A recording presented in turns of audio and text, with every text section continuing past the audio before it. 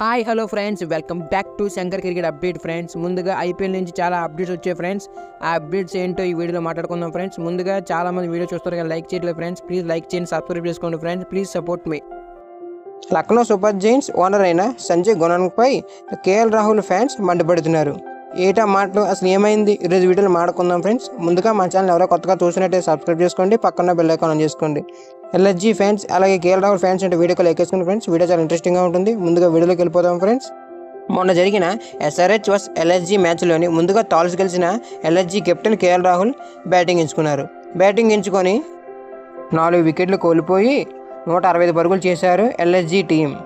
తర్వాత SRH batsmen Abhishek Sharma, Travis head కూడా ముందు కాస్త నెమ్మదిగా ఆడారు. ఆ తర్వాత అభిషేక్ శర్మ, ట్రావిస్ హెడ్ కూడా 6లు 4లతో విరుచుకుపడ్డారు.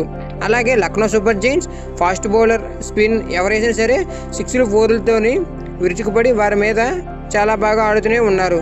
ప్రతి బాల్ కూడా 6, 4తోనే కొడుతూనే ఉన్నారు. అభిషేక్ శర్మ 28 బంతుల్లోని 75 పరుగులు చేశాడు.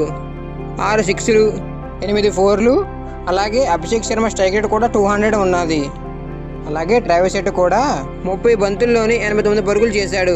8 4లు, 8 6లతోని బౌలర్లపై విరుచుకుపడి చాలా బాగా ఆడాడు. స్ట్రైక్ రేట్ కూడా 230 ఉంది. మ్యాచ్ అయిపోయిన తర్వాత లక్నో సూపర్ జైంట్స్ అయిన ఫ్రాంచైజీ ఓనర్ సంజయ్ గోయన్కా అందరి ముందు కేఎల్ రాహుల్ని అలా దుర్భాషలాడడం చాలా తప్పు అని ఫ్యాన్స్ కూడా చెప్తున్నారు.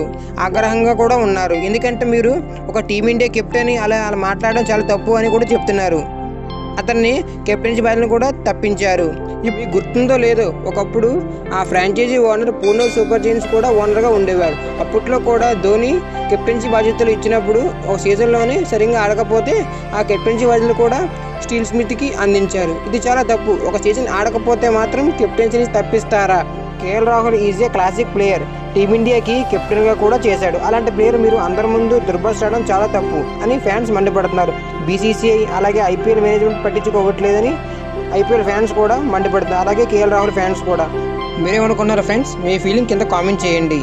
ఇలాంటి మరెన్నో అప్డేట్స్ మీకు ఇస్తూ ఉంటాను ఫ్రెండ్స్. సబ్స్క్రైబ్ చేసుకోండి, పక్కన బెల్ ఐకాన్ ఆన్ చేసుకోండి. Like, share, subscribe.